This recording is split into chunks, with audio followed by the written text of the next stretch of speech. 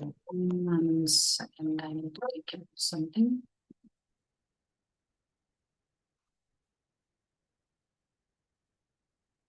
For those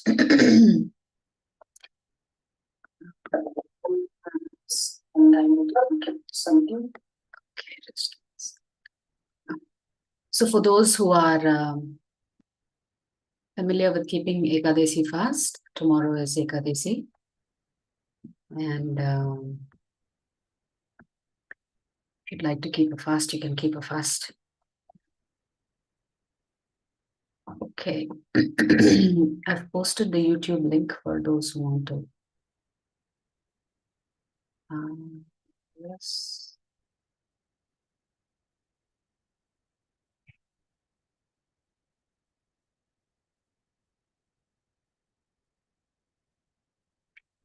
Yeah, so the YouTube link is there.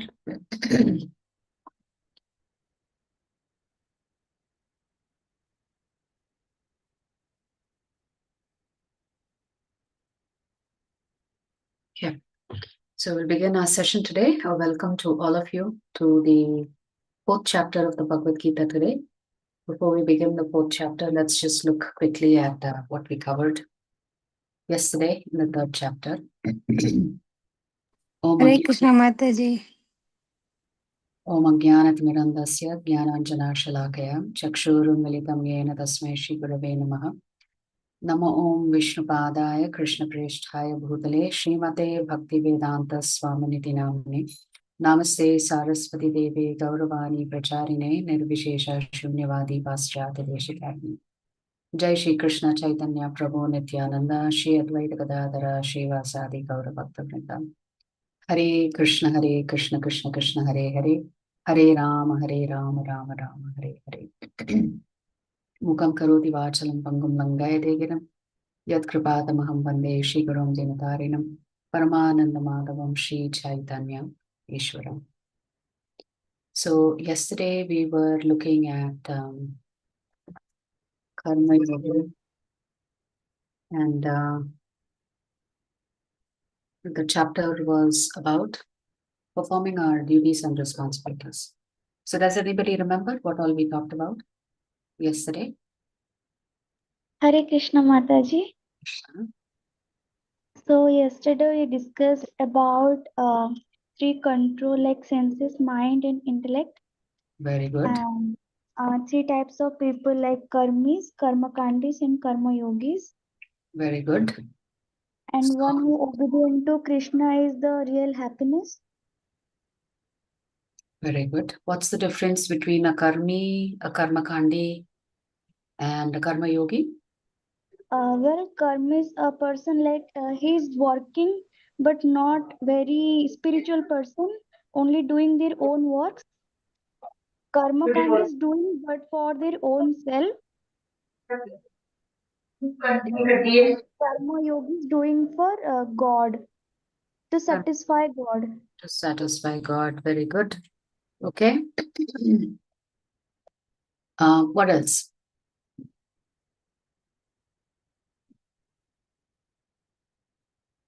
What else did we discuss yesterday? But very good summary. So when Arjuna asks, what is the reason?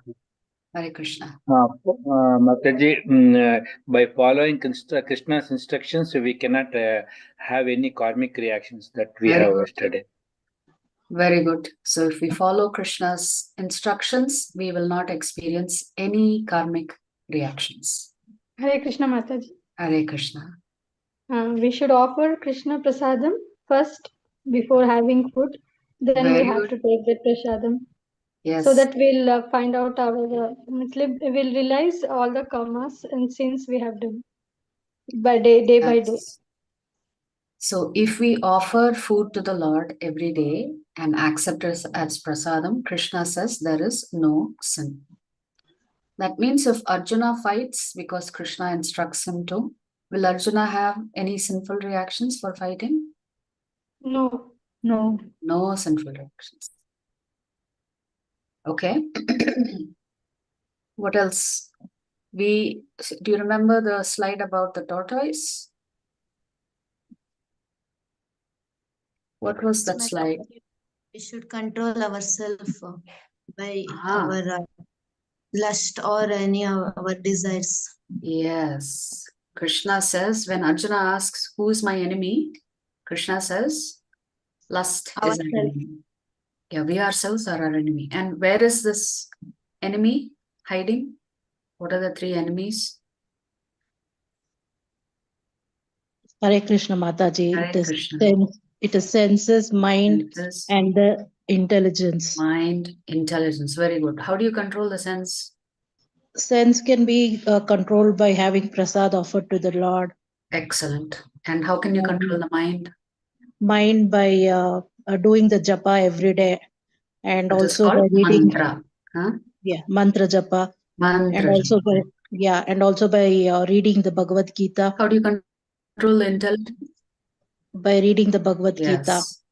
and hence by doing all this we can only follow the sadhana. All these are just to perform the Sanatana Dharma, and by doing so, we can remove the enemy of the souls, that is all the three previous mentioned ones. Very, very good. I'm so happy. So many of you are paying attention to all the slides. I'm very, very happy. So, shall we begin with the poll? Let us see.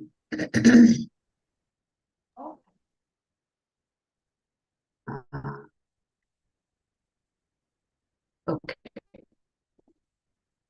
So I've launched a poll. Take a quick look at it.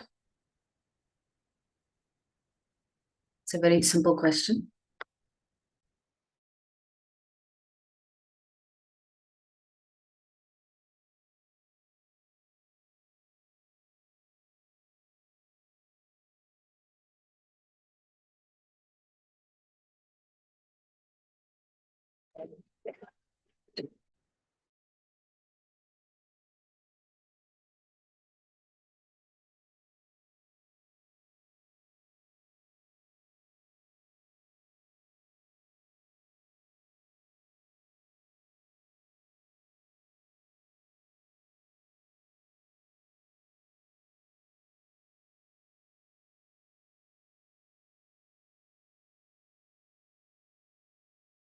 So what's the question?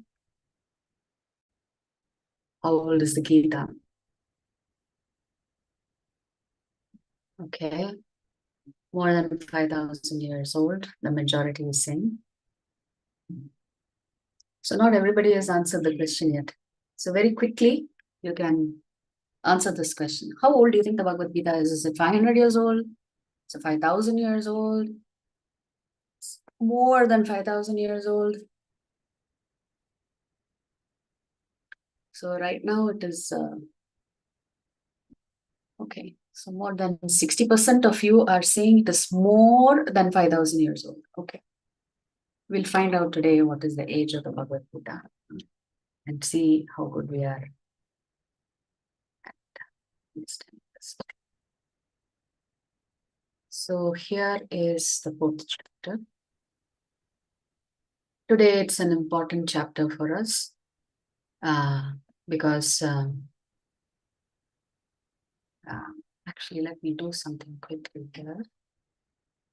So what happened in the first chapter? What was the single word summary for the first chapter? You can put it in the chat. What is the single word summary for the first chapter? It was actually on the slide that we shared, the poster.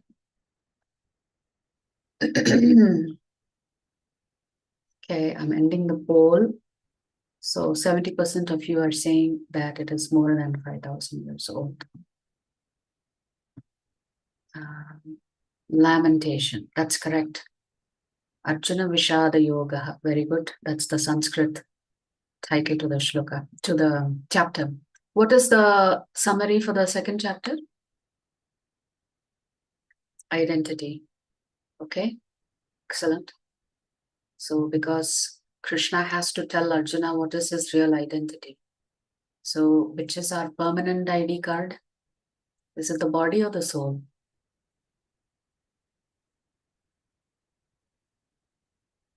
soul is our permanent ID card. Okay. Third chapter, what was the summary word? Single word?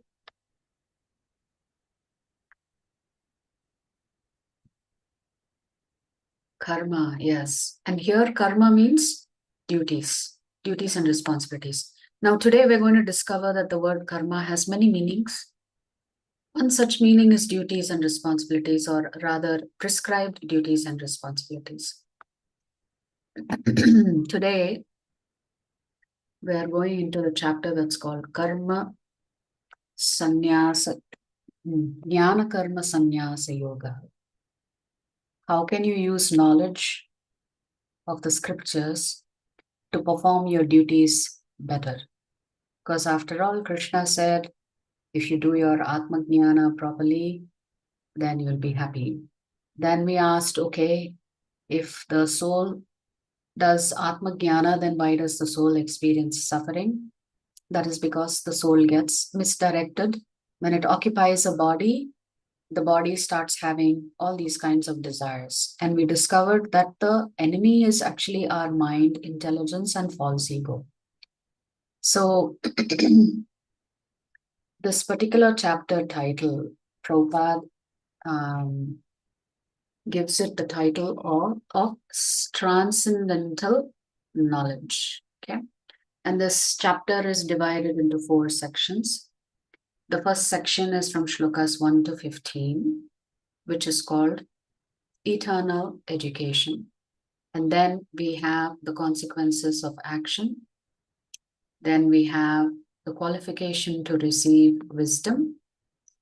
And finally, we have transcendental wisdom. So there must be something unique about this word transcendental.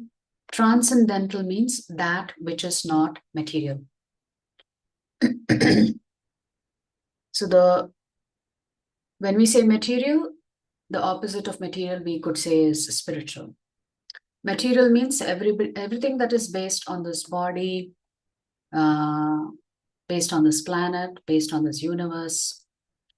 Spiritual means something that is not there in this universe. It is there in the spiritual world. So the word transcendental knowledge means knowledge about the divine. So Krishna has said, all of you must work for me. Because if you work for my pleasure, you will not commit any sins. Now, if I have to work for Krishna, I need to know who's Krishna. A little bit more I need to know, right?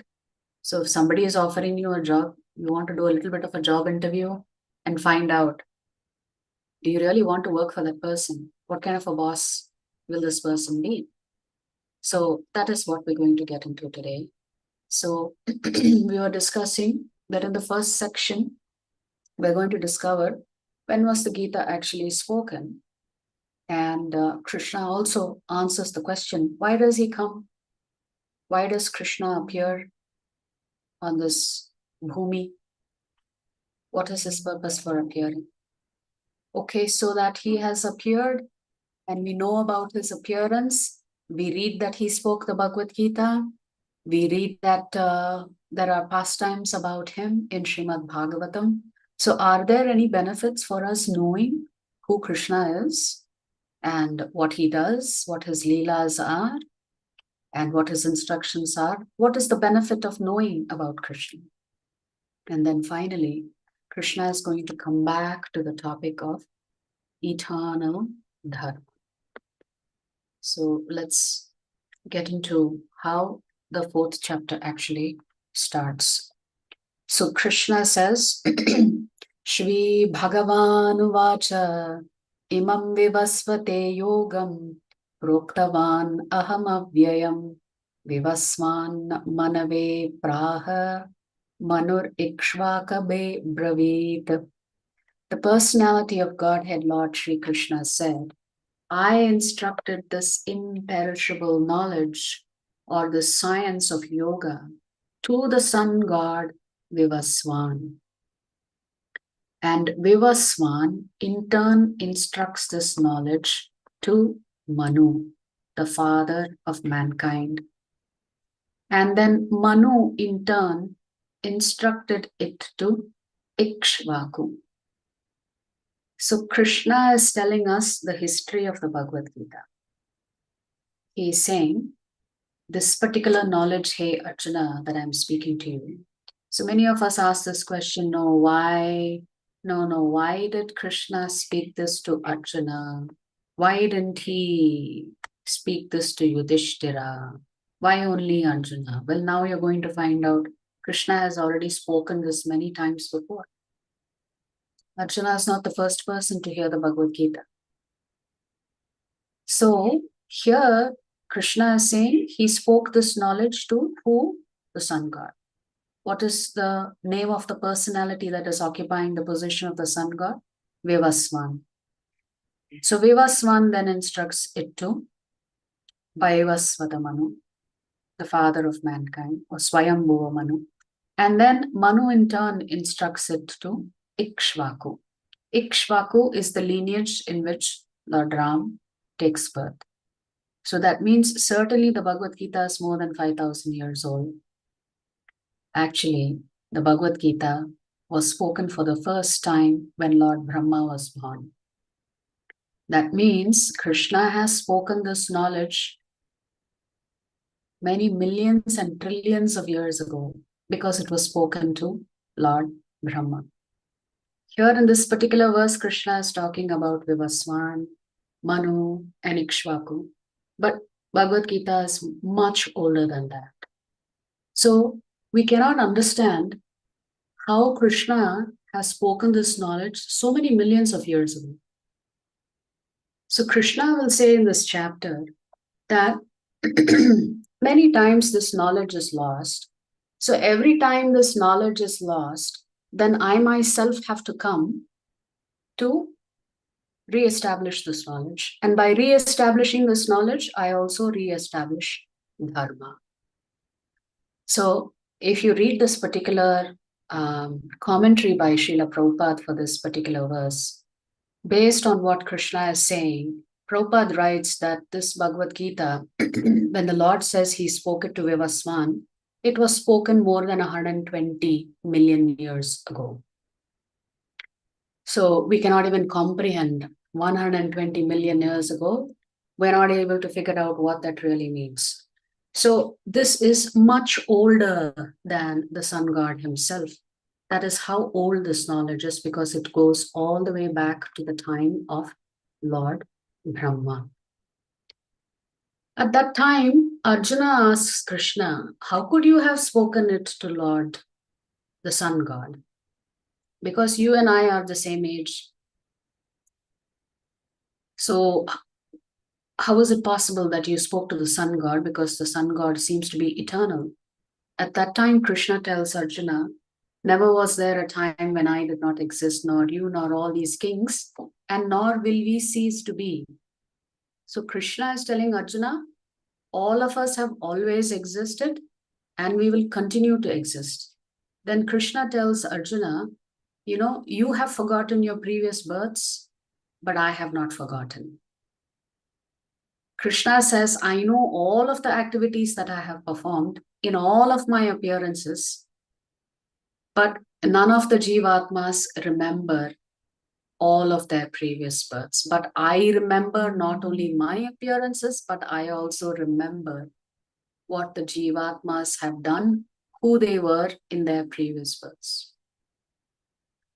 So Krishna is saying, Evam parampara praptam imam rajarshayo viduhu sakale neha mahata yogo nashtaf parantapa. Here Krishna is telling Arjuna, this supreme science. So this particular knowledge is scientific knowledge, but it is transcendental science. It is not material science. So this supreme science was thus received through the chain of disciplic succession, and the saintly kings understood it in that way. But in the course of time, the succession was broken, and therefore the science as it is appears to be lost. So Krishna is essentially establishing the fact that every now and then this knowledge is lost, And therefore he comes back to re-establish that particular knowledge. So how do we understand this knowledge, this transcendental knowledge? What does this transcendental knowledge cover? It talks about the Atma, it talks about the Paramatma, and the relationship between Atma and Paramatma is what is called transcendental knowledge. We already said that the soul is also Satchidananda. Krishna is also Satchidananda. But then this knowledge is not that easy to understand. So this knowledge always has to be coming in a parampara. So when that parampara breaks, Krishna establishes new parampara. So the Padma Purana talks about 4 different paramparas in which this knowledge comes, this transcendental knowledge. So all knowledge comes from Krishna. It does not come from anyone else. All knowledge comes from Krishna. Krishna gives this knowledge to Brahma. Brahma gives this knowledge to Narada Muni. Narada Muni gives this knowledge to Vyasadeva. And from there on, the knowledge keeps coming down in this parampara system. But there are 4 different paramparas. So there is the Brahma parampara, there is the Lakshmi parampara, there is the Rudra parampara, and the Kumara sampradaya. So these 4 sampradayas, Brahma, Lakshmi, Shiva, and the 4 Kumaras, the Brahmachari sons of Lord Brahma, they have received this knowledge directly from Krishna, and they in turn appointed acharyas for their sampradaya over a period of time. And this happens in every millennium. For us in Kali Yuga, the 4 acharyas are Madhvacharya. The lineage goes all the way back to Lord Brahma. Ramanujacharya. The lineage goes back to Lakshmi Devi. Then Vishnu Swami. The lineage goes to Lord Shiva. And Nimbarkacharya. The lineage goes to the 4 Sanat Kumaras. So these are the acharyas that are transmitting this knowledge to you and me in that parampara system. But each of them have their own designated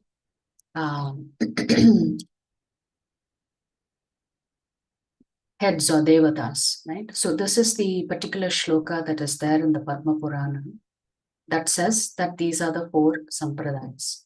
We already discussed the 4 sampradayas, but the first shloka basically says that any mantra that is not derived from the Guru Parampara system is useless.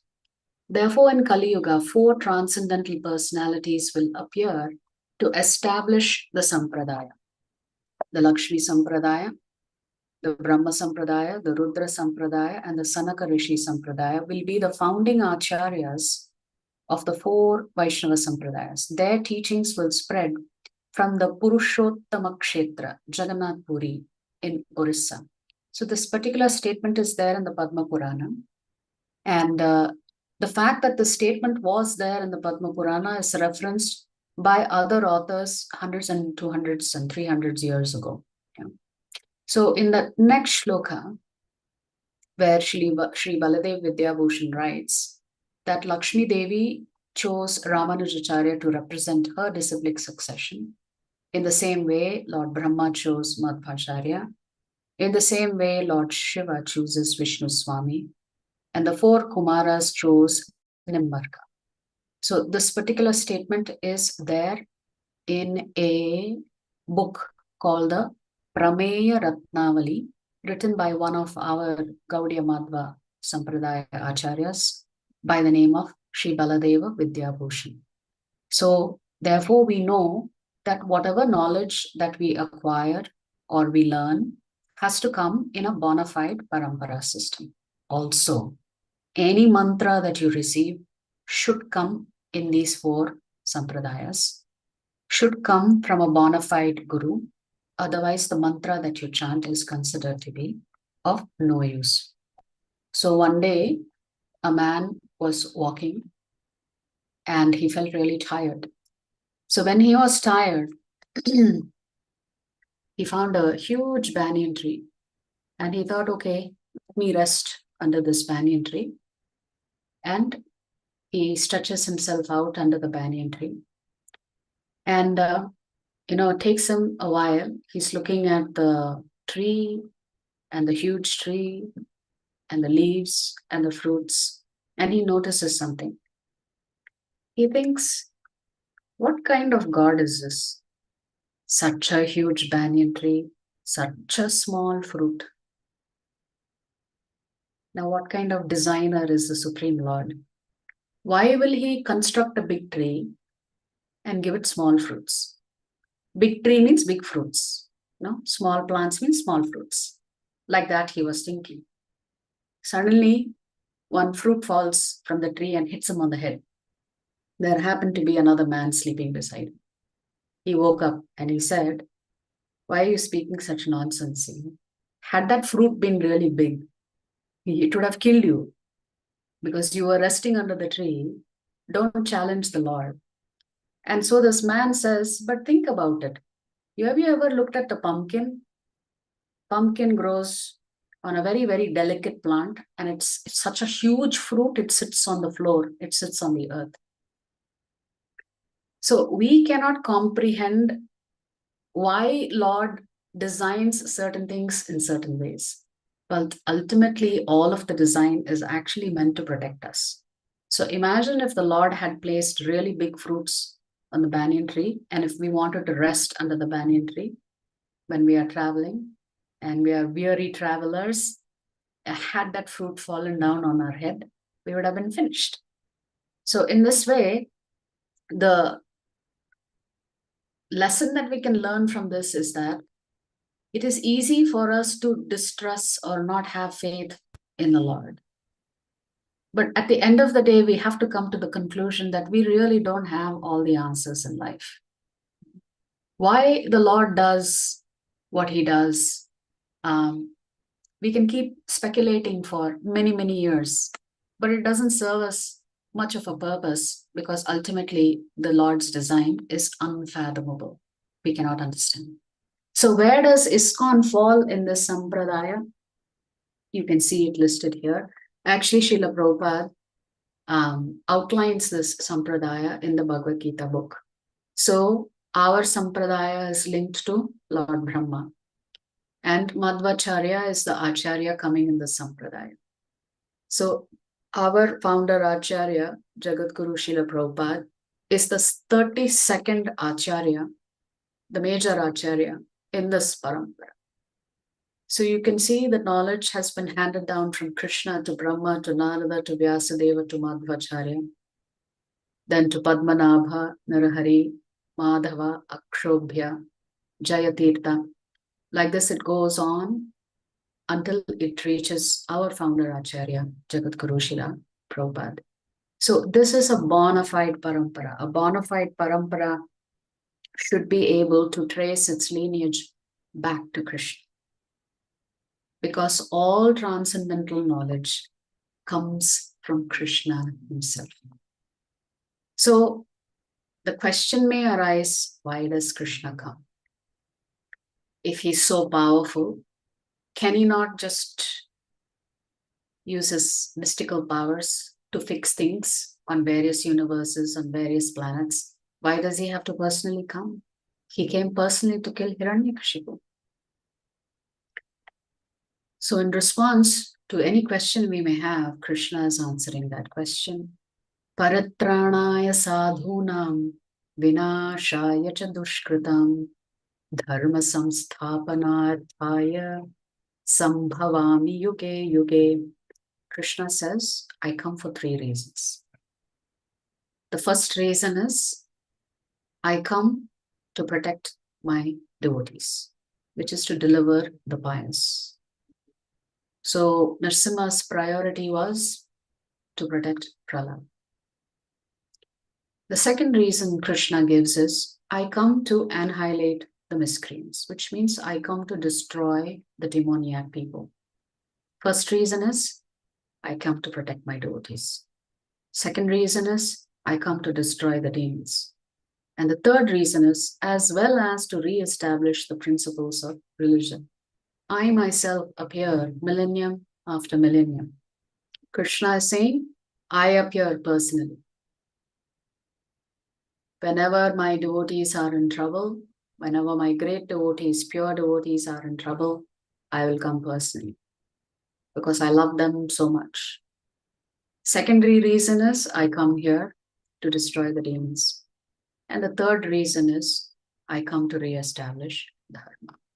So three reasons, 3 Ds. Devotees, demons, dharma.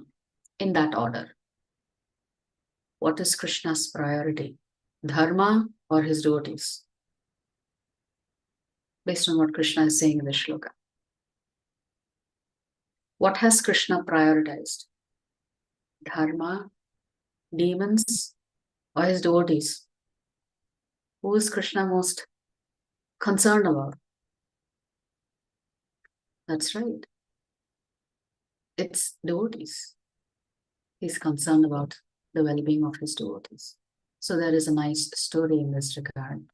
So one day, Akbar and Birbal were talking in their palace. Akbar tells Birbal, your God, you all talk about so many avatars. Why does your Lord have to come down to take care of things? Why he cannot take care of things from wherever he is? If he is all powerful and if he is all knowledgeable, why can't he handle things from wherever he is? Why does he have to come to this planet Earth? So Birbal became silent. So if Birbal goes silent, then you know he's thinking about in some way in which to make the king understand the truth. So one day, Akbar, along with his ministers and his little son, along with Birbal, were going on a boat ride. So suddenly, Birbal picks up Akbar's son and throws him into the pond. The son does not know how to swim. So Akbar, seeing that his son has been thrown into the pond and his son does not know how to swim, immediately dives into the pond to rescue his son. He's able to rescue his son and he puts him on the boat, but now he's very upset with Birbal. He tells Birbal, how dare you? You tried to kill my son and I'm going to give you the death penalty. And Birbal very politely said, my dear Maharaj, before you give me the death penalty, let me just ask you something. You had your ministers on the boat. You had your, security guards on the boat. When your son went into the water, why did you dive? Why didn't you just give the instruction to your soldiers, to your ministers? Aren't you a very busy man? So Akbar says, what nonsense are you talking about? That's my son. And therefore Birbal said, when the Lord sees his son in distress, he comes running. He doesn't wait to send his ministers and his representatives and his soldiers, although he can do that. Akbar realized, yes, you're right. I could have asked my ministers or the security guards to rescue my son. But because I have so much love for my son, I wanted to do it myself. So that answers the question why the Lord comes. So Krishna says, I come to protect my devotees, to annihilate the demons and to re-establish dharma. Krishna also says, if you know about my activities, there is a benefit. And that is why devotees worship me. So here in the 9th shloka, Krishna is saying, Janma karma cha me divyam evam yo veti tatvatah tyaktva deham punarjanma naiti mameti sorjuna. Krishna is saying, hey Arjuna, one who knows the transcendental nature of my appearance and activities does not, upon leaving the body, take his birth again in this material world, but attains my eternal abode, O Arjuna. So Krishna is saying, just knowing that I am the Supreme Lord, just knowing that all of the activities that I perform are not material in nature, they are all spiritual. Just accepting me as a Supreme Lord, what is the benefit? Krishna is assuring us, you will not take birth again. You will not have to suffer again in this material world. So to the next section, which is about Varnashrama Dharma. What does Krishna say about Varnashrama? In this 13th shloka, Krishna is saying, Chaturvarnyam maya srishtam gunakarma vibhagashah tasya kartaram apimam vidya kartaram avyayam. Krishna is saying, actually this Varnashrama was created by me. Why was it created by me? For the smooth functioning of society. So in every society, there are 4 varnas and there are 4 ashramas.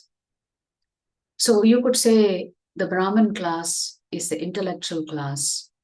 The intellectual class is supposed to study the scriptures, understand philosophy, and guide the king in how to provide good governance.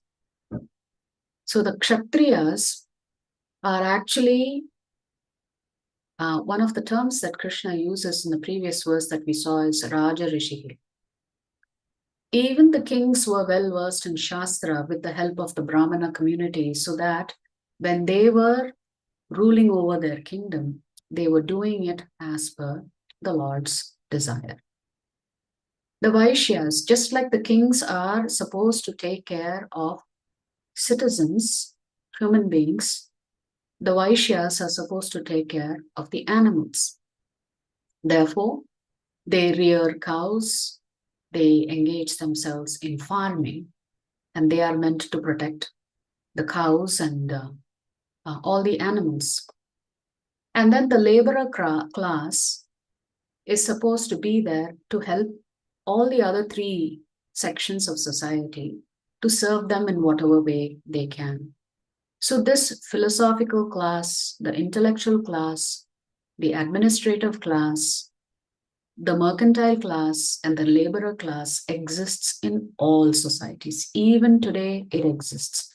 It is heavily contaminated. It is not the way Krishna intended for it to work.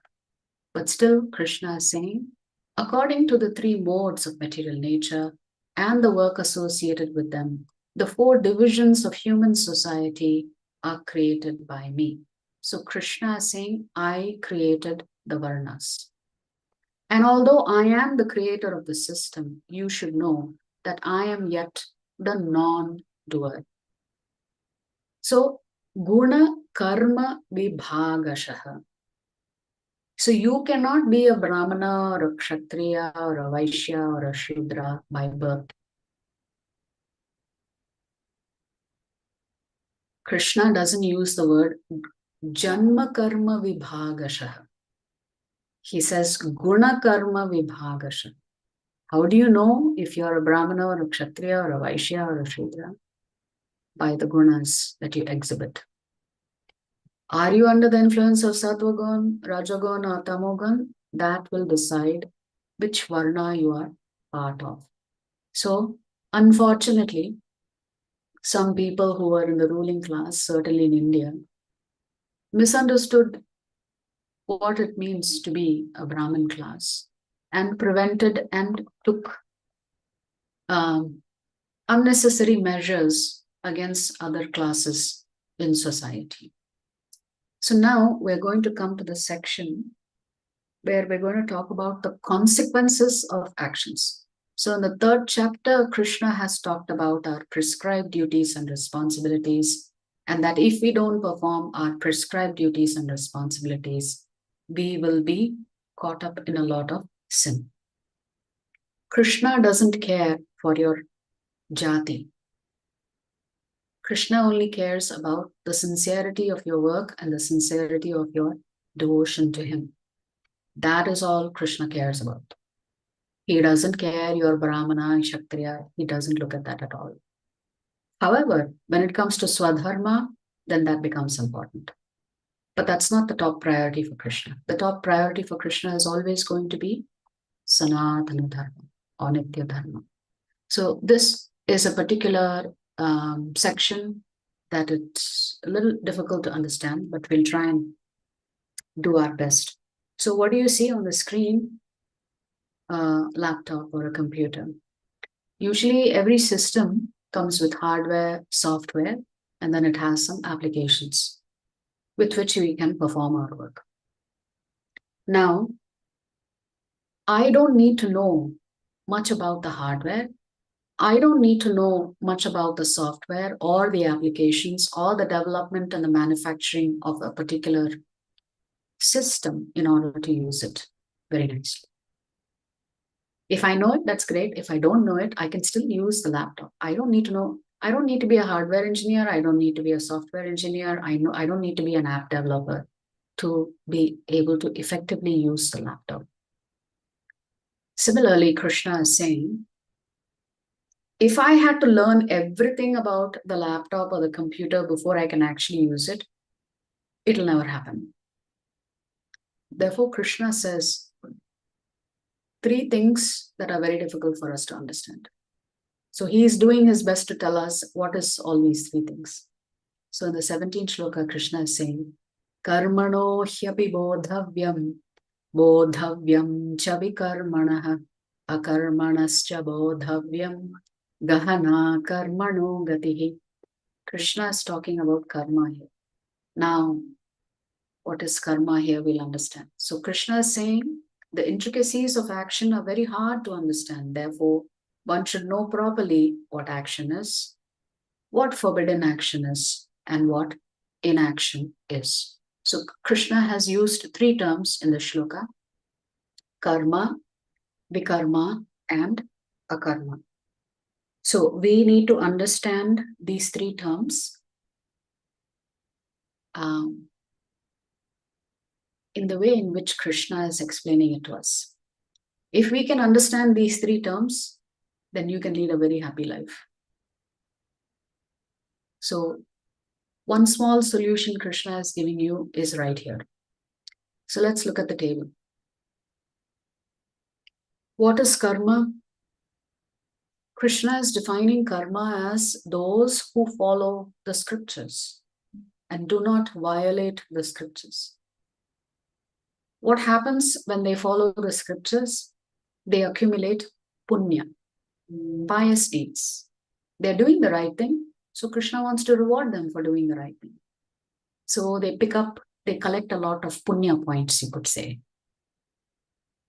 What happens when you collect a lot of punya points? You can lead a very happy life. And after this life, if you've collected a lot of punya, what happens to you? Krishna says you are going to go to the upper planetary systems and go take birth there. Okay, so what is vikarma? Krishna is saying, if you do not follow the scriptures and engage yourself in all kinds of activities that are contrary to scriptures, what are you doing? You are collecting a lot of papa points. And what's the result of that? Suffering. And what is the ultimate result after this birth? Where are you going to go? Krishna says you are going to take birth in the lower planetary systems. Lower planetary means more suffering. Upper planetary system means more enjoyment. So we are in the center because we have taken birth in the middle planetary systems. If we go higher, so much enjoyment is there. If you go lower, so much suffering is there. If you come in the middle, there is a little bit of suffering, little bit of enjoyment. In the lower planets, it's only suffering. In the upper planets, it's only enjoyment. In the middle planets, it's a combination of both. So if you do karma, you will accumulate punya points and go to heavens. What are the heavenly planets? These are where all the devatas stay. So the devatas live for 10,000 years. So you will also live for 10,000 years. So what is akarma then? Krishna says, any activity that we do for the pleasure of Krishna, that is called akarma. See, Krishna has already said, right? All of us must perform our duties and responsibilities as a sacrifice to please Lord Vishnu. So Krishna is saying, if you do everything to please Lord Vishnu, then you're performing akarma. Okay, so you've got the punya credits, the papa points. Now there is a different category altogether. Krishna has introduced a new account for you, a spiritual account. The spiritual account is permanent. So you will accumulate spiritual credits. So if you accumulate punya, you experience joy. If you accumulate spiritual points, you experience bliss. What is the difference between joy and bliss? Bliss is something that is eternal. And what's your destination? You will exit this material planets and go into the spiritual planet. Okay. So now my question to you is, what kind of action do you want to perform? Karma, vikarma, or akarma? What's your choice? Would you like to do karma, vikarma, or akarma? Akarma? Are we sure? All of us want to do a karma, right? So we want to please Krishna.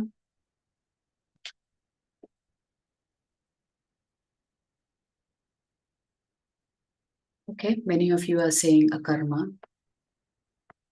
Karma, then a karma. Okay, very smart.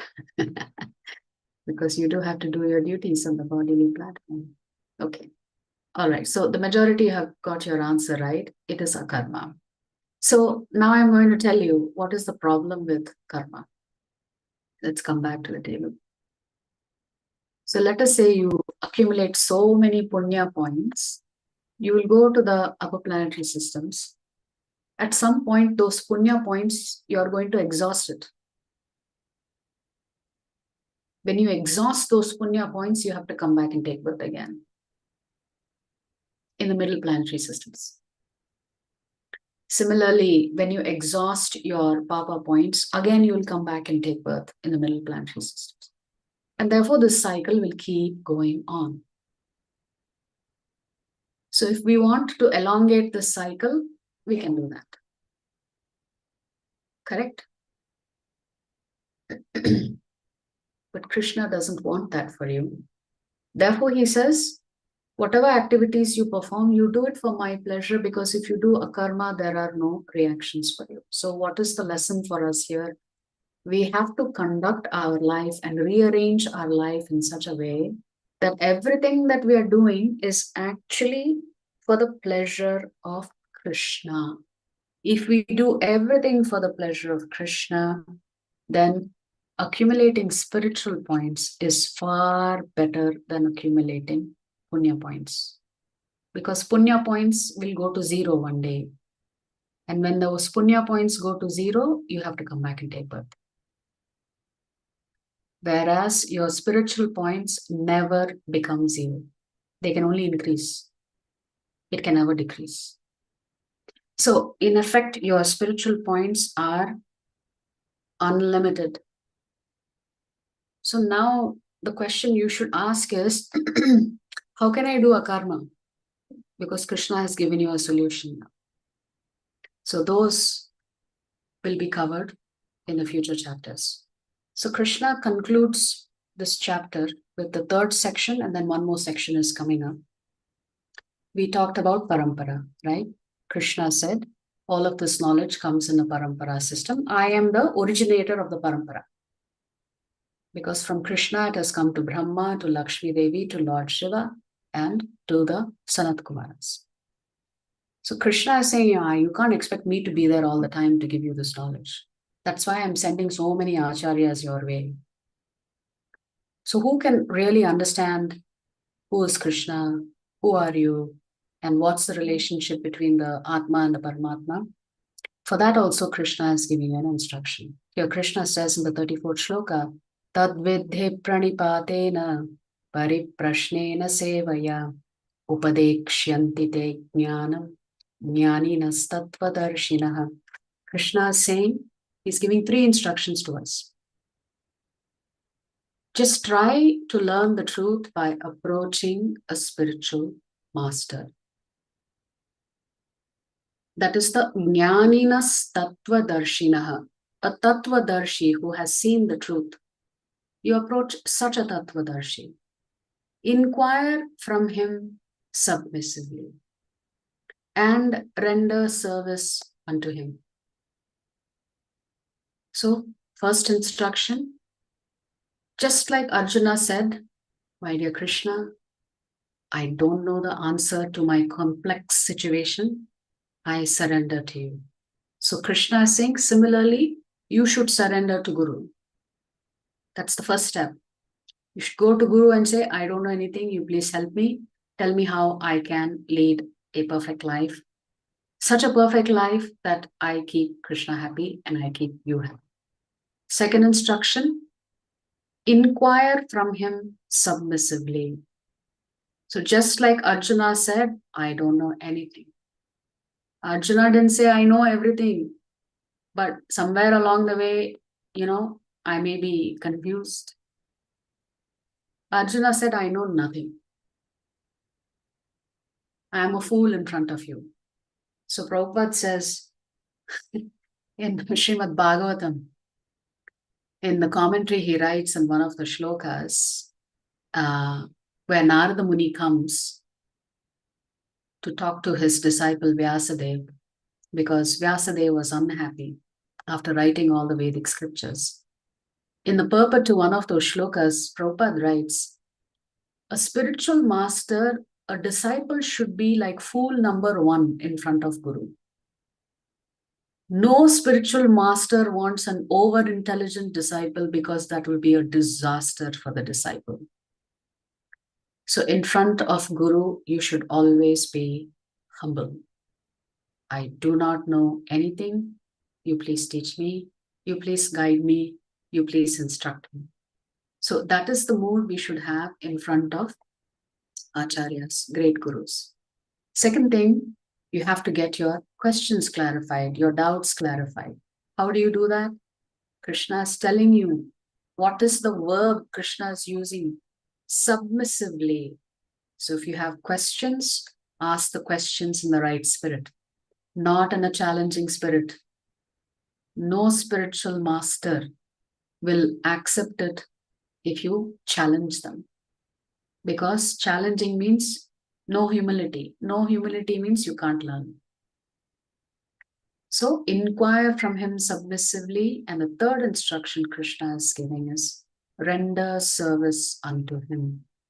Because only when you do menial service can you get the benediction of the spiritual master. The self-realized souls can impart knowledge unto you because they have seen the truth. So just like we saw 3 Ds, devotee, demon, dharma. Here there are 3 S's. Surrender to spiritual master, submissively inquire from him, and serve him nicely in a menial way. Then you will receive your Guru's blessing. So service to Guru is very, very important. So 3 S's, submissive inquiry, service, and surrender. So the lesson for us from Krishna's instruction is that if we want to understand the Bhagavad Gita and Srimad Bhagavatam, we should always approach somebody who is a senior devotee who is coming in a bona fide sampradaya. So Prabhupada is coming in the Brahma Madhva Gaudiya Sampradaya, where Chaitanya Mahaprabhu himself comes and establishes the Harinama Sankirtan movement. So this is the lesson for us that we can learn. So in the concluding section, Krishna talks about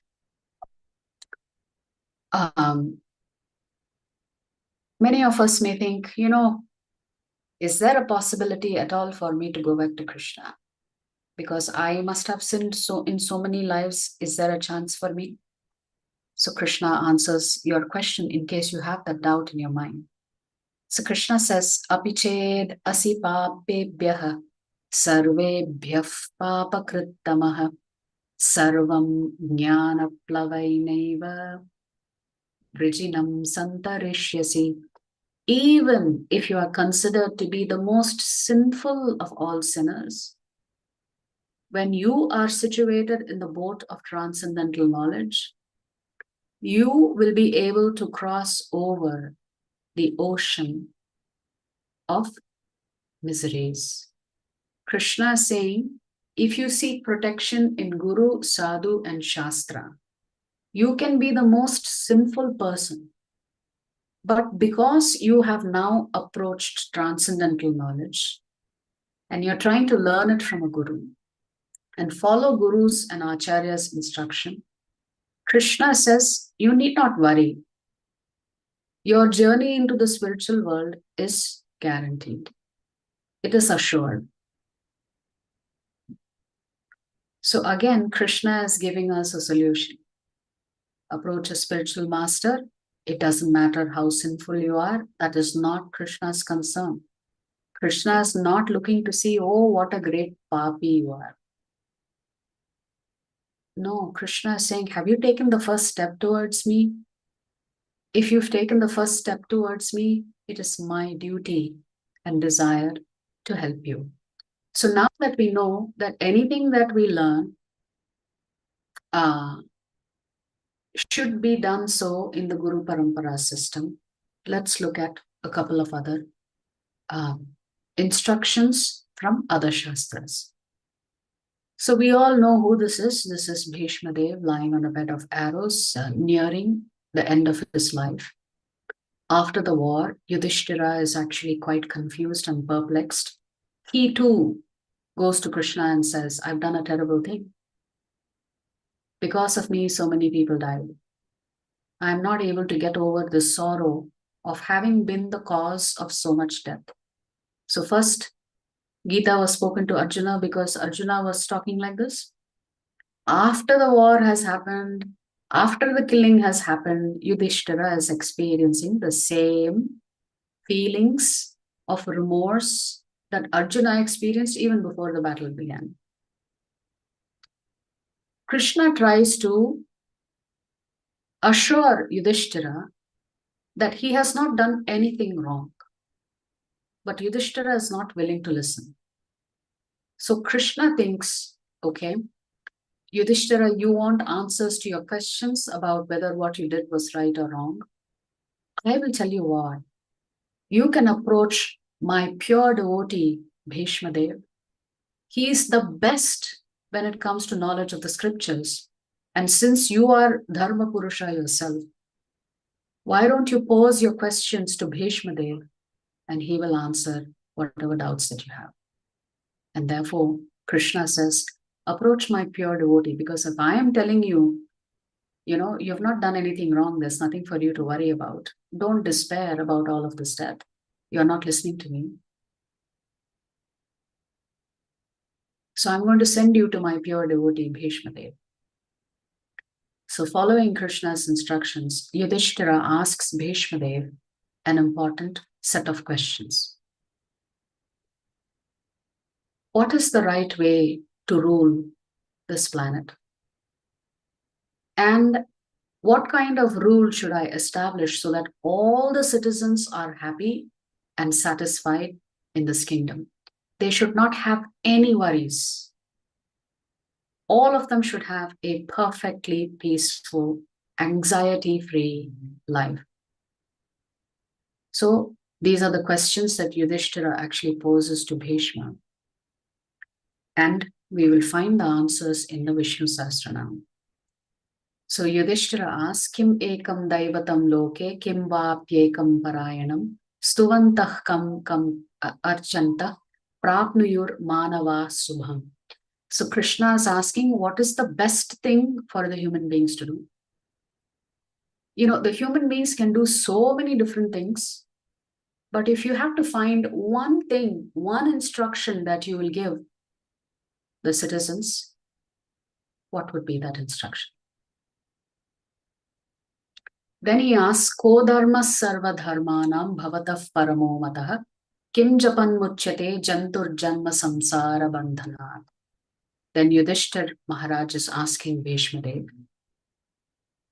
among all of the duties that a Jivatma has, what is the most important duty? And if they have to do japa, what nama japa should they do so that they can free themselves from samsara bandhanat?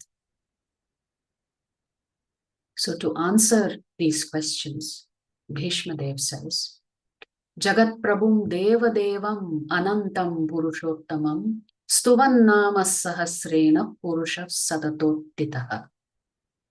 Jagat Prabhum Deva Devam. Who should you worship? The Lord of all the Lords, the Lord of this universe. Anantam Purushottamam. Who's that? Lord Vishnu. And the second question, which name should I chant? Which name should all of the Jivatmas chant so that they can just stop this cycle of birth and death? And Bhishmadev says, you can chant the 1,000 names of Vishnu. And that is the Vishnu Sahasranam. So to these questions, Bhishmadev has given his response, which is chant the holy names of Lord Vishnu. Just keep chanting it and you'll overcome birth, death, old age, and disease in this one life itself. But there is a conversation also that happens between Parvati Devi and Lord Shiva. Within the Vishnu Sahasranam, you will come across these two shlokas. Keno payena laghuna Vishnor nama sahasrakam Patyate panditayir nityam Shrotumichyamyaham prabho. Parvati Devi is saying, my dear Lord, my children know. They are so busy with WhatsApp, Instagram, going to different hotels, eating. They are working long hours. Where will they find the time to chant 1,000 names of Vishnu? Can't you think of something very simple for my children here? Who are Parvati Devi's children? You and me. So a mother is very concerned. You are asking my child to do such a difficult thing. Where are they going to find time for this? Isn't there a simpler way for them to get the same benefit? To which Lord Shiva tells her, Shri Rama Rama Rameti Rame Rame Manorame Sahasranama Tattulyam Rama Nama Varanam. Well, if your children don't have time to chant the 1,000 names of Vishnu Sahasranam, they can just chant Rama Rama Rama Rama Rama. By chanting the name Ram, it is equivalent to chanting the entire Vishnu Sahasranam. That means one name, Rama, is equivalent to chanting the entire Vishnu Sahasranama. Because that's what Parvati Devi is concerned about. After all, we are in Kali Yuga. Where are the Kali Yuga Vasis going to have time? So first Bhishmadev said, the Jivatmas can chant 1,000 names of Vishnu. And Parvati Devi is telling Lord Shiva that is impossible. They are already suffering so much. Why can't we make it a little simpler? So Lord Shiva says, chant the names of Lord Rama. Now we're going to come to Lord Brahma. So in the Brahma Purana, there is this particular verse where Lord Brahma says, if somebody recites the Vishnu Sahasranama 3 times in its entirety, it's equal to chanting Krishna once. So if it takes you half an hour to chant the Vishnu Sahasranama once, it will take 1.5 hours to chant the Vishnu Sahasranama 3 times. Lord Brahma is saying, just chant the name Krishna once. It is equal to chanting for 1.5 hours the Vishnu Sahasranama 3 times. That means 3 times chanting Vishnu Sahasranam, you can chant 3 times the name of Lord Ram. Correct? If you say Rama, Rama, Rama, you have chanted Vishnu Sahasranam 3 times already. But if you chant Krishna once, you already chanted 3 names of Lord Ram, and you also chanted Lord Vishnu's 1,000 names 3 times. That means things are becoming easier and easier for us. We don't have to chant the Vishnu Sahasranam every day. Of course, if you know it, you can chant it. It is not prohibited. But in Kali Yuga, everybody is worried. Where will we find the time to do all of this? So now, let's come to another Acharya. Remember what Krishna said. You follow the instructions of the great Acharyas and the other legitimate paramparas. You follow their instructions. Lord Shiva has said, better to chant the names Rama, Rama, Rama.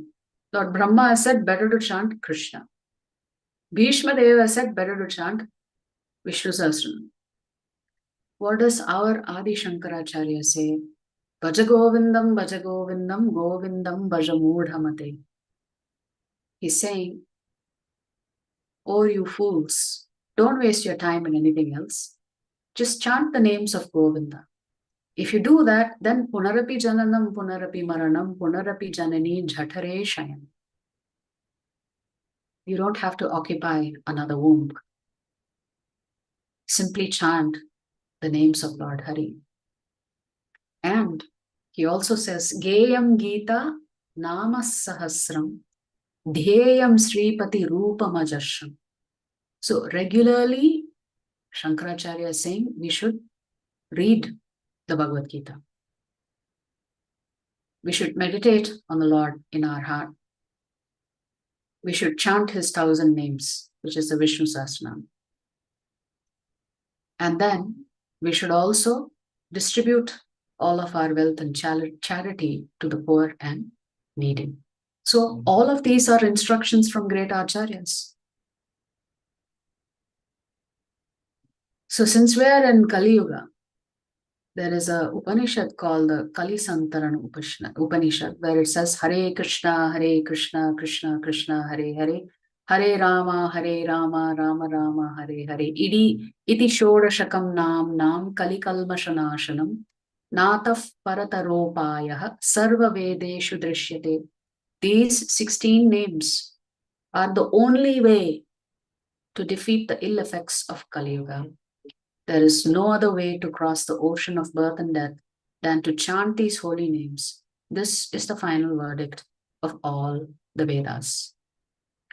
So Krishna has told us about the transcendental knowledge. He's told us about how to develop this mood to only do a karma by following his instructions. And he says the best instructions you can get is from the acharyas. And all the acharyas are telling us emphatically that the only way out of this world and to perform a karma, we have to start that journey by chanting the holy names of the Lord. And in Kali Yuga, the perfect mantra is called the Hare Krishna Mahamantra. And we have to chant this mantra all the time. Hare Krishna, Krishna Krishna, Hare Hare, Hare Rama, Rama Rama, Hare Hare. So with this, we have concluded today's session. So I have my last question for you here. Now that we have heard the instructions from various acharyas, and the instructions are all consistent, they are all talking about doing Nama Japa. And the easiest Nama Japa to do and the most potent and powerful Nama Japa to do is actually chanting the Hare Krishna Mahamantra. So since all of us have said we want to do a karma, we can start our journey if we have not already started it.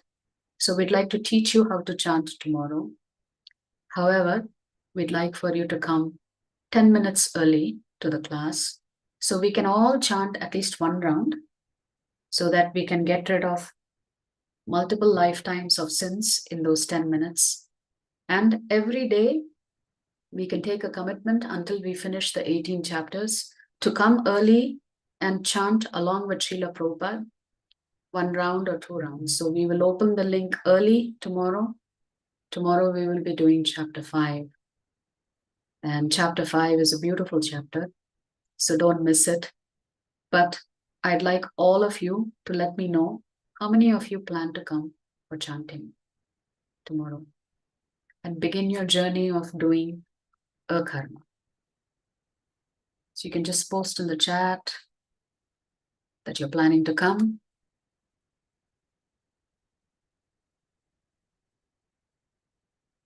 Yes, so we will teach you how to chant. If you don't have beads, please do not worry. We will teach you how to chant using your method of counting on your fingers.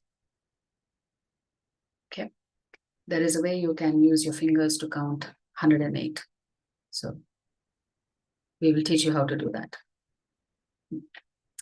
Okay, I am very happy to hear so many of you are planning to come. Any questions on this particular chapter? We can discuss that now. You can unmute yourself if you have a question.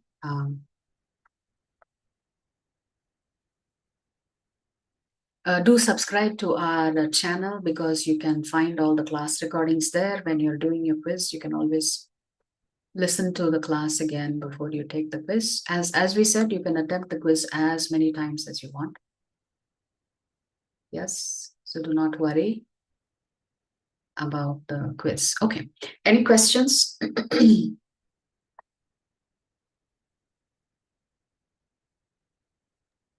Hare Krishna Mataji. Hare Krishna.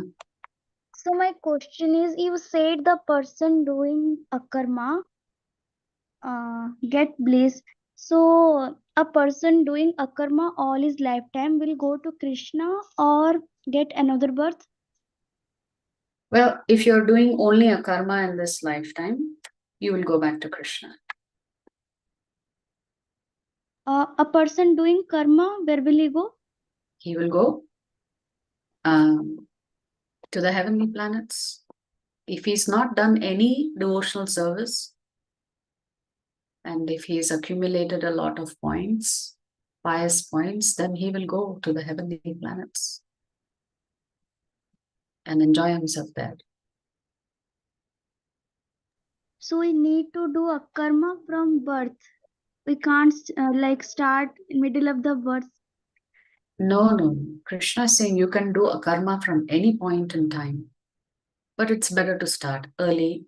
That's what Prahlad Maharaj tells his fellow students, no? That we should start practicing it from the time we are born.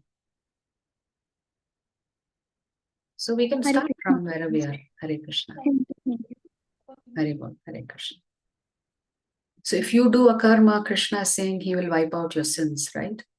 He will also wipe out your punyas. Does that make sense?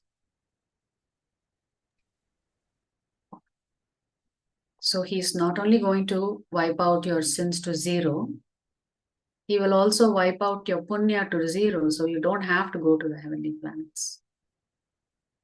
You can go directly to the spiritual world. Nice question, thank you. Okay.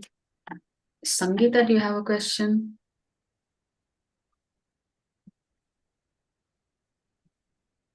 Okay. Okay. How do we find a spiritual master? Well, Krishna has given you the answer. You can go to any one of the 4 sampradayas and accept a spiritual master from one of these 4 legitimate sampradaya. ISKCON is also a legitimate sampradaya since it comes into the lineage of Lord Brahma. There are many wonderful spiritual masters in ISKCON. You can approach any one of them. But before we do that, we have to start our journey with chanting. When Krishna knows that you're sincere, Krishna will send Guru your way. We should not worry about that. Whenever you're ready, Krishna will put you in front of that Guru.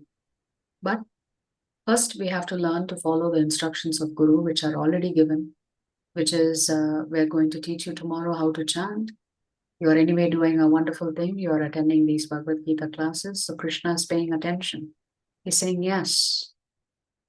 So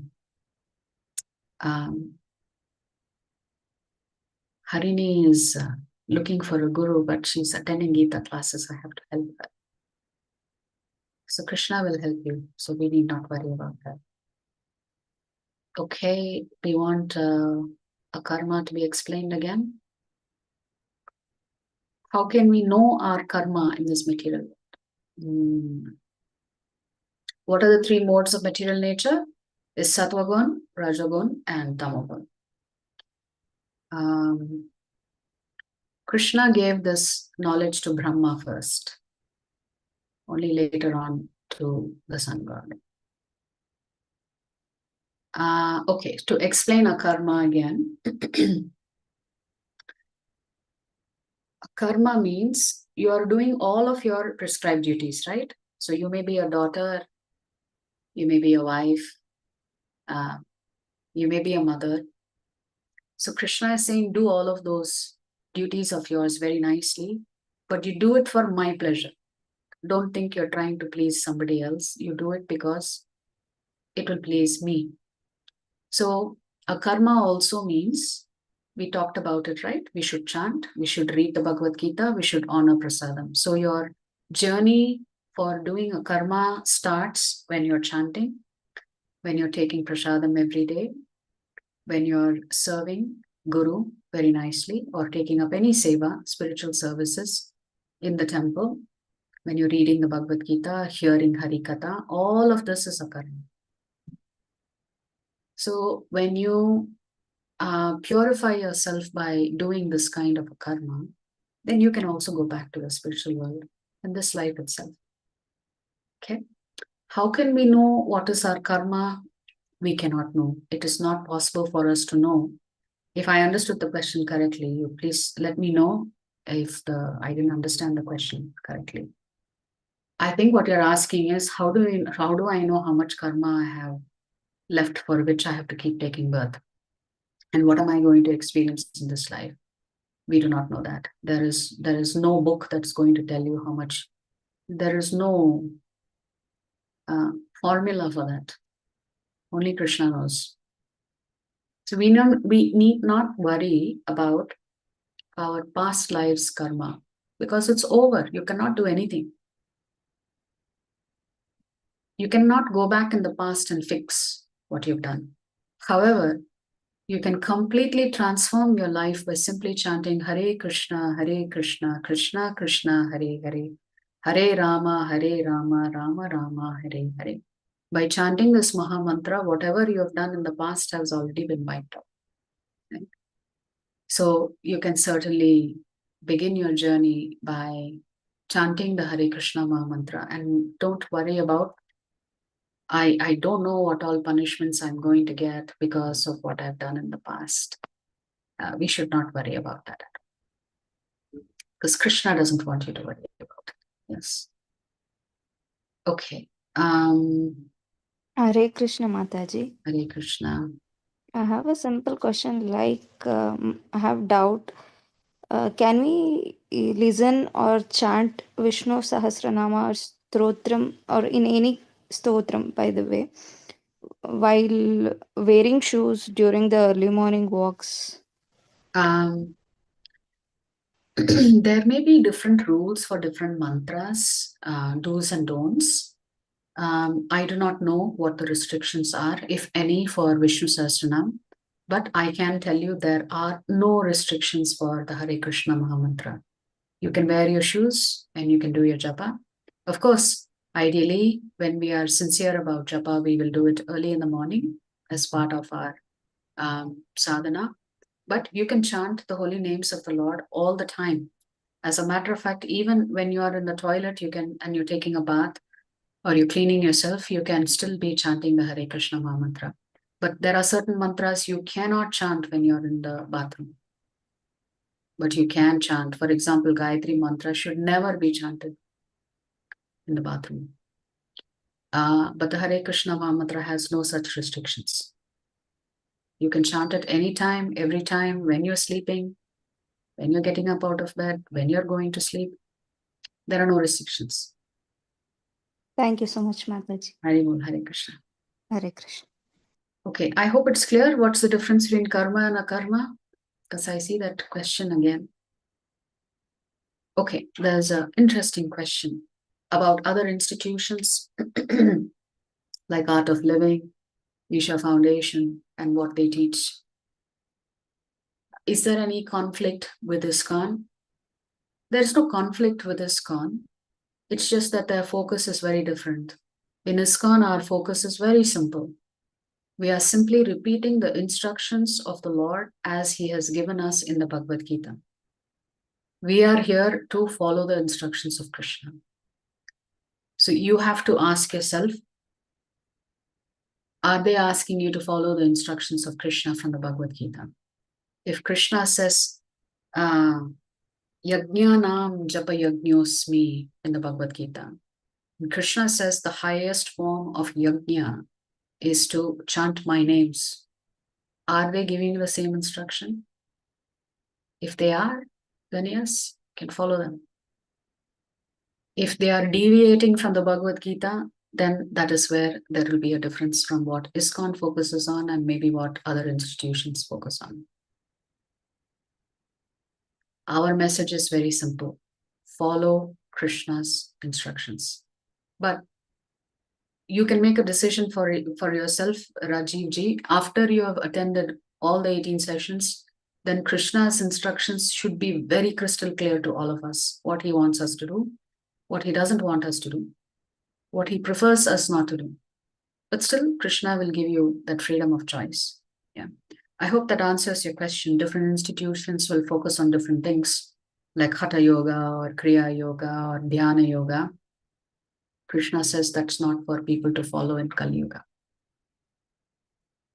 So Krishna says the easiest way is to chant my holy names. So that's the instruction we are repeating in this parampara. So Chaitanya Mahaprabhu himself comes and gives this Hare Krishna Mahamantra. So many people will ask, actually in the Upanishad, the mantra is repeated in a different way. Hare Rama, Rama Rama, Hare Hare, Hare Krishna, Krishna Krishna, Hare Hare. So one question everybody asks is, in ISKCON, why do you all change the mantra? The Lord himself did that, because to chant the mantra the other way around, Hare Rama, Rama Rama, Hare Hare, that you have to follow. There are restrictions. Every mantra will have its restrictions. Therefore, the Lord himself comes and switches the mantra and tells us that there are no restrictions when we chant it in this way. Hare Krishna, Krishna Krishna, Hare Hare. Hare Rama, Rama Rama, Hare Hare. Anybody can chant it at any time, under any circumstance they can chant this mantra. So this is one mantra that does not have restrictions. For example, the Gayatri mantra should not be chanted loudly. It should be only chanted in the mind, because it's not meant to be chanted loudly. But many people chant it loudly. So we are violating the instructions of some mantras when we chant it. So mantras, first of all, it's better if it is given to you by Guru, because it will have the potency when you chant it. So that process is called Diksha. So yes, there are different rules and regulations, but you have to check out what is actually being told by other institutions like Isha Foundation or Art of Living, whether it matches with what Krishna has seen. This is not to say that what they're teaching is inappropriate. It is maybe for the well-being and for the ultimate good. But Krishna has his own opinion of what is the ultimate good. So we just want to focus on Krishna's instruction and not deviate from it. Yeah. The significance of Ekadashi Vrat, maybe we can talk about it tomorrow. Since tomorrow is Ekadashi, maybe we can do a little Harikatha along with the class. And also it's a wonderful day for you all to start your chanting journey. Because anything that you do on Ekadasi has multiple times the benefits than you do it on any other day. So we can nicely chant 1 or 2 rounds tomorrow on Ekadashi. Yeah. Why is the Hare Krishna mantra called the Mahamantra?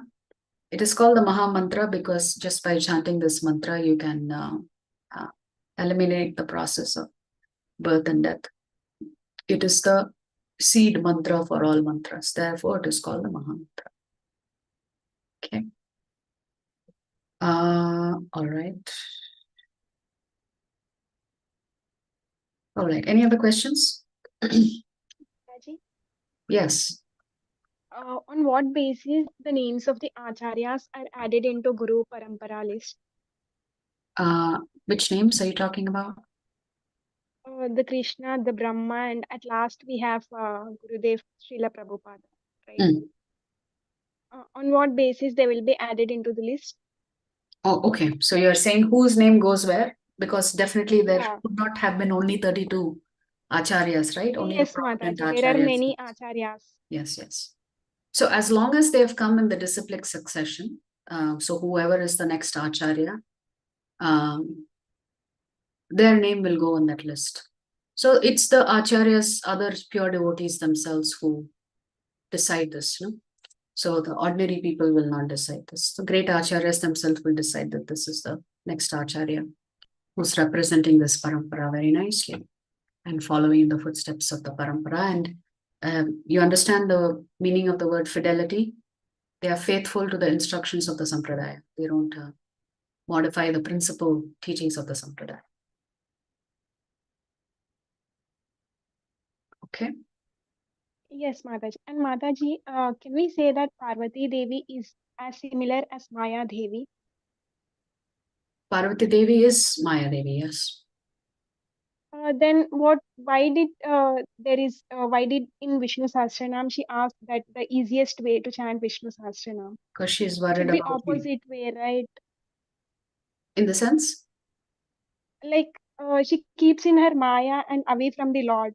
But in Sahasranam, she asked the easiest way to chant the names, Okay. connecting So us easy to Lord. you're asking if her job is to punish us, why is she interested in helping us?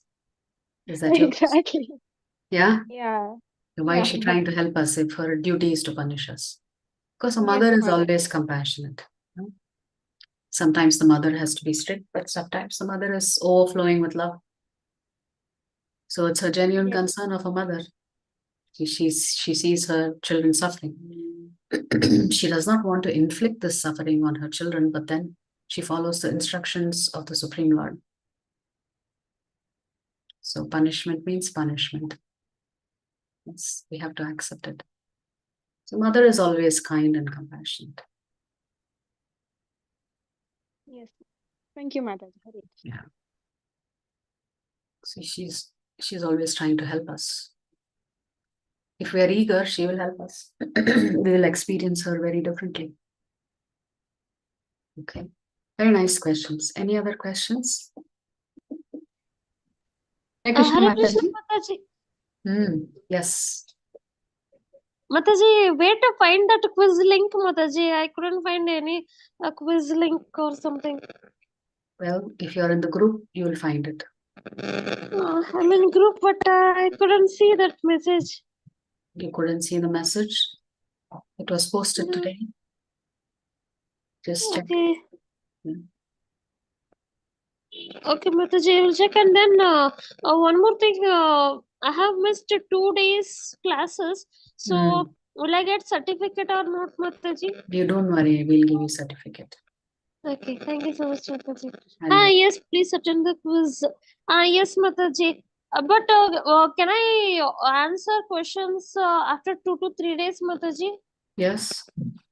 Because I have some work at home. That's why I need to shift home. That's why. Oh, no problem.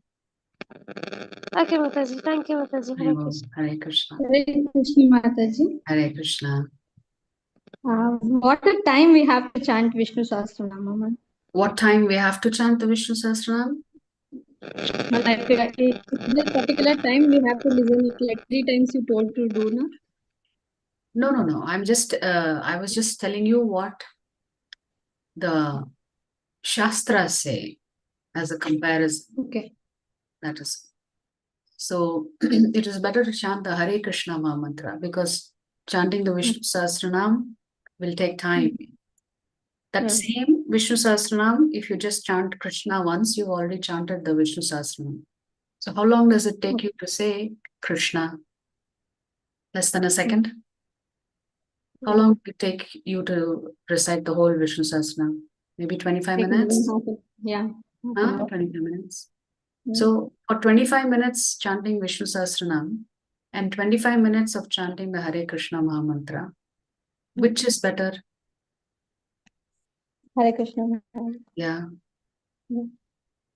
Restless. Yeah.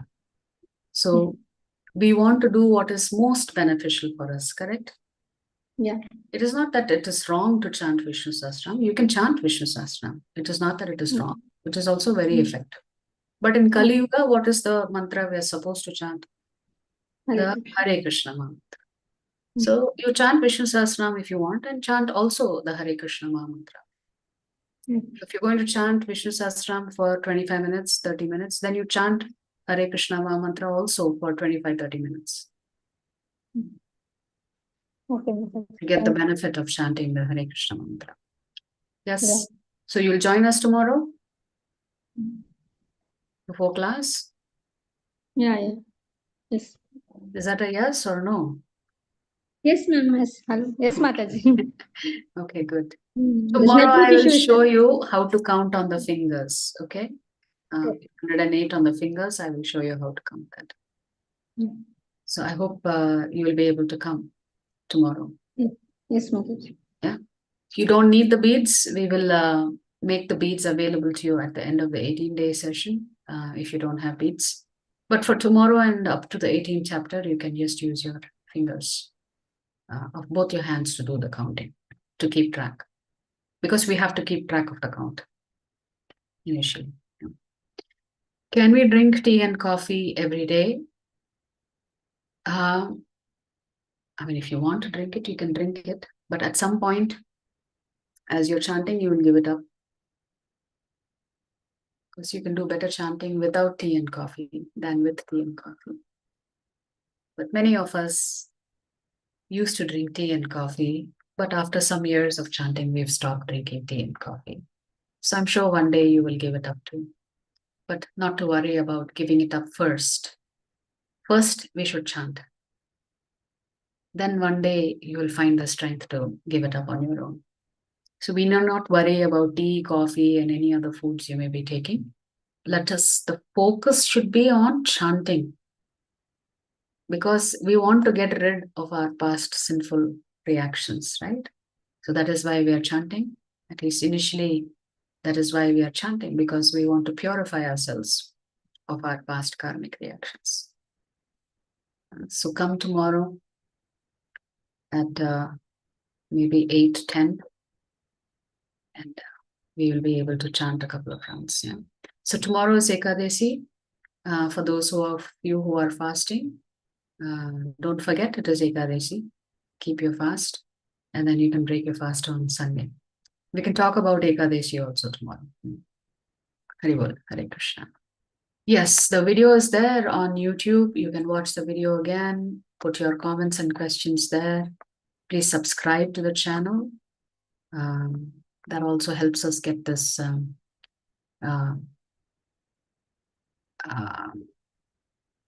knowledge to many more people, right? So they can also benefit from it.